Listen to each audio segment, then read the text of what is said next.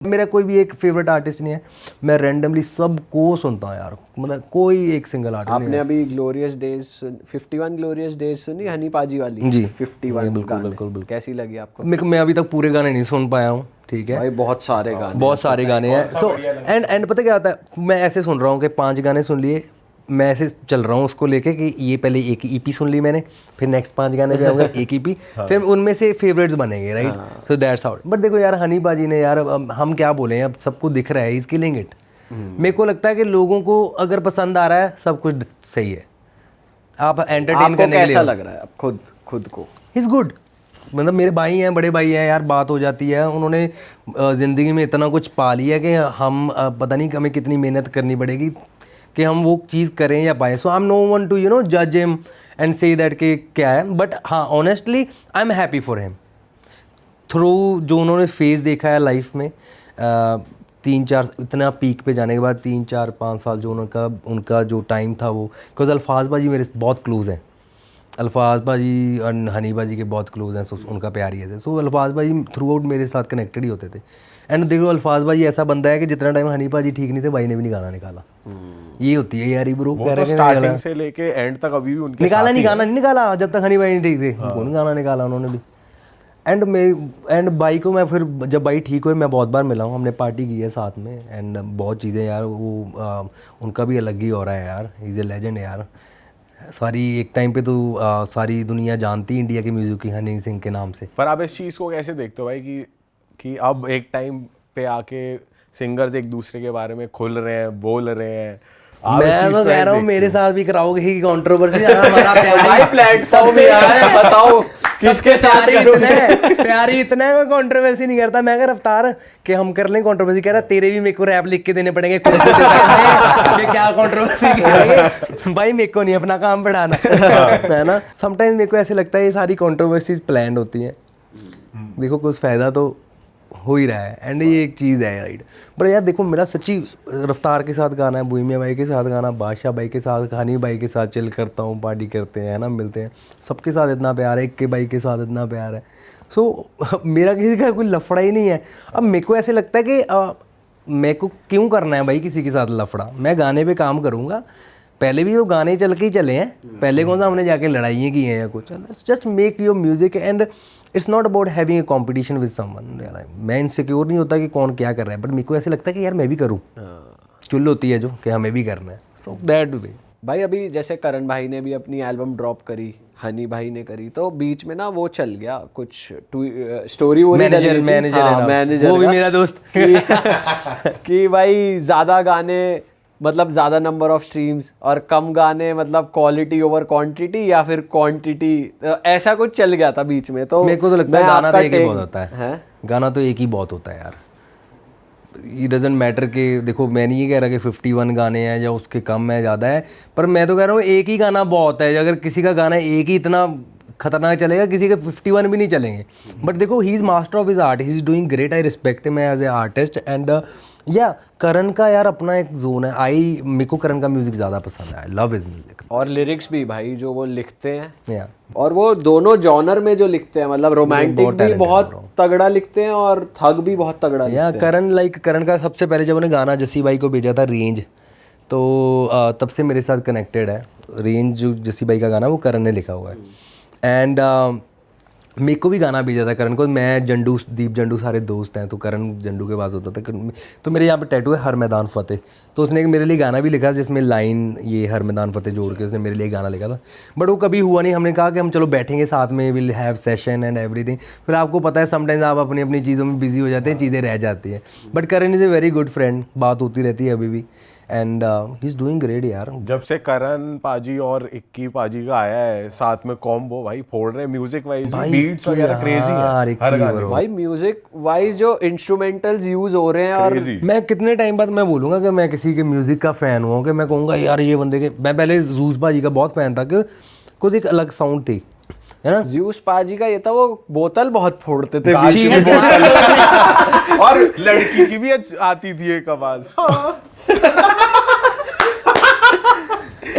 मैं भाई हमने भाई को भाई हमने वो गिलास तोड़े हैं यार, वो बहुत हमने किसी से करवाया करा यार, हमसे ही मांग ले नहीं पर सही में वो मतलब पता लग जाता ना साउंड से ये सो ऐसे ही इक्की अभी मेरे को ऐसा लगता है। एंड यार इक्की Karan is very good artist, but वही मैं बात करता हूँ जब आपकी टीम ऐसी हो ना कि मेरे को ये बंदे के लिए काम करना है, मेरे को इसको बड़ा बनाना है, एंड उनका दिमाग मेंटल जो उनकी इस टाइम पे सोच है वो यही है कि हमें इसको बड़ा बनाना है, कि हम पूरा जोर लगाएंगे। एंड वो भाई काम भी बहुत खतरनाक करते हैं ब्रो, उन्होंने कंपटीशन रेज कर दिया है। बट भाई आपको लगता है कि म्यूजिक की जैसे रेवोल्यूशन हुई है, जैसे पहले जो हम बात कर रहे थे 9X टशन एरा जो था उसमें सिमिलर टाइप ऑफ बीट होती थी, ढोल बीट, और जैसे हम जस्सी भाई के साथ भी बात कर रहे थे, उन्होंने भी यही कहा कि जो कनाडा चले गए अपने लड़के, उन्होंने बहुत म्यूजिक में रेवोल्यूशन लाया। तो आपको लगता है ये एक्चुअल फैक्टर है लिरिक्स और म्यूजिक का कनाडा से, क्योंकि वो अर्बन म्यूजिक को एक्सपोजर मिल रहा है? ये सोचने की बात है ब्रो। 2015 में मैं कौन सा कनाडा में था, हमने स्नाइपर निकाला, कौन सा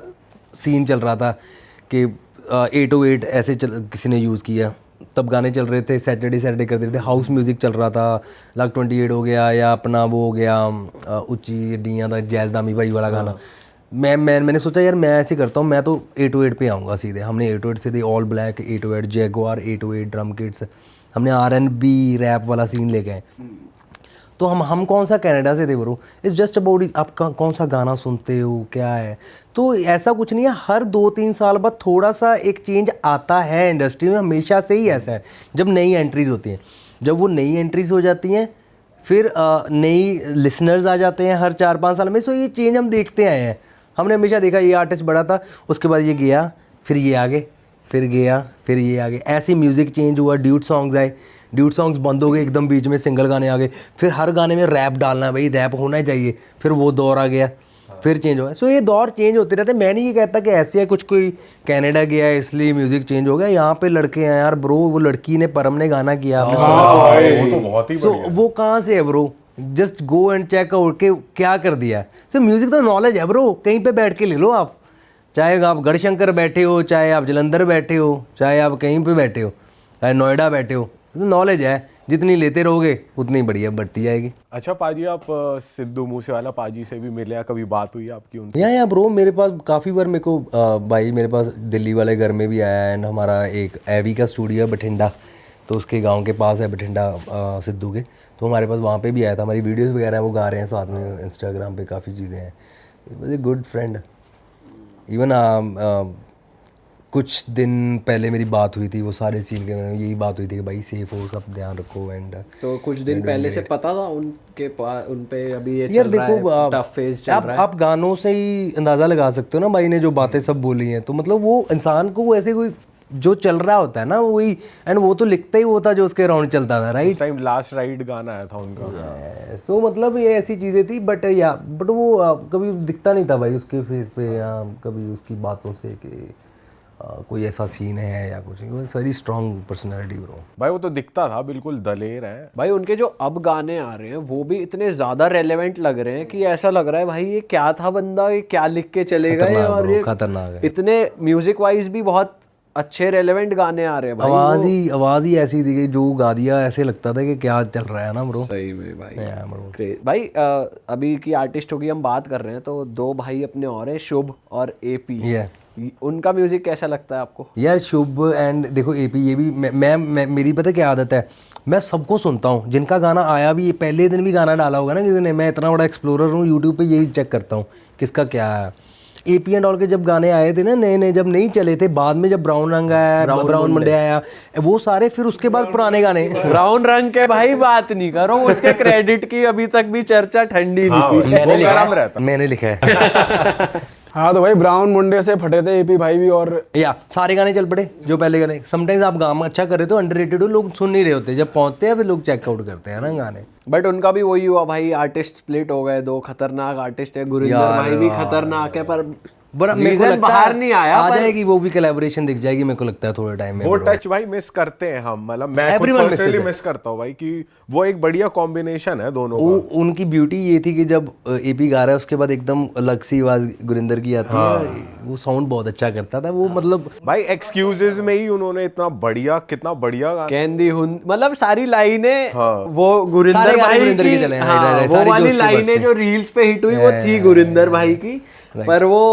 नाम एपी भाई का हुआ तो अंडररेटेड हो जाते हैं समटाइम्स आर्टिस्ट, पोटेंशियल एंड इतना होता है बट कुछ चीज़ें होती हैं, बट ये I know he is doing it. अभी ये उसका रिसेंटली गाना आया वो बहुत मस्त आया उनका गाना। वो भी तो गाना बहुत तगड़ा है, मार द बेंच मुंडा जिम वाला गाना, वो वो बहुत बहुत तगड़ा गाना है। बहुत बजाया हमने वो। बट इस केस में भाई जब दो आर्टिस्ट कोलैब कर रहे हैं, एक को ज्यादा अप्रिसिएशन मिल रही है, दूसरे को नहीं मिल रही है, तो और यहीं पे ग्रुप स्प्लिट होते हैं जाके। तो ये पर्सनल जेलेसी होती है या ये मेंटेन की ये जा आसपास सकती है के या लोग ये होते हैं फैन bro। मेड होती है, क्या होता ये है? आसपास के लोग होते हैं जब कहना शुरू कर देते हैं भाई यार उसका तो ये हो गया यार, तेरा ही ये हो रहा, राइट। वहाँ पे चीज़ें जाके शुरू होती है जब एक आधा उंगली लगा देता है कोई, फिर वहाँ से बंदे के दिमाग में एक बात पड़ जाती है, फिर हर चीज़ ना छोटी छोटी मेंटली बंदा ऐसा हो जाता है, फिर सारी चीज़ें बुरी लगनी शुरू हो जाती हैं। एंड मेरे को लगता है कि चलो ठीक है, अब मैंने जब स्टार्ट किया तो हम भी ग्रुप ऑफ 4 पीपल भी वर, एंड मेरी अपनी अलग डेस्टिनेशन थी, मेरी अपनी ज़िंदगी की अलग डेस्टिनी थी, मैंने अपना वर्क किया, सबने अपना वर्क किया। मेरे को क्या पता, never know Gurinder Gill next year में ही किल इट एंड बाद में दोनों कोलैबोरेशन भी निकाल दें। आई थिंक ये इंडस्ट्री ऐसी है कि you should be always ready for the surprises, never know. तो भाई मेरे को लग रहा है लोगों को समझ में आ गया कि कोलैबोरेशन में ज्यादा फायदा है बीफ से ज्यादा, Right. क्योंकि अभी हमने एपी भाई और करण भाई की भी वो रील देखी जिसमें वो पीछे खड़े हैं और तो वो भी अच्छा लगता है, मतलब हमने तो ऑडियंस करियर ही को ब्रो कोलैबोरेशन से शुरू किया है, सारी कोलैबोरेशन नहीं है भाई एज ऑडियंस हमें तो बहुत मजा आता है कि भाई ये दोनों साथ में दिख गए, क्या बात है, वाह वाह क्या लेकर आने वाले हैं। मज़ा आता है ब्रो, आप जब देखते हो डिफरेंट लोग साथ में आ रहे हैं, आप पहले एक्साइटेड हो जाते हो क्या आ रहा है, देखते हैं क्या भाई